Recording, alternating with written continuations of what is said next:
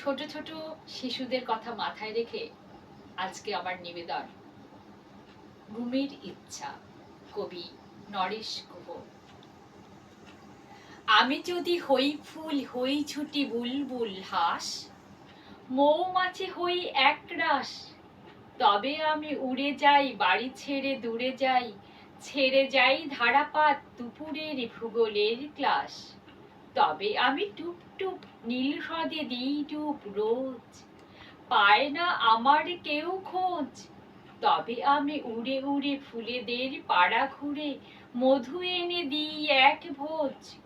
হোক আমার এলো চুল, তবু আমি হই ফুল লাল, ভরে দিই ডালিমের ডাল। ঘড়িতে দুপুর বাজে, বাবা ডুবে যান কাজে, তবু আর ফুরোয় না আমার সকাল।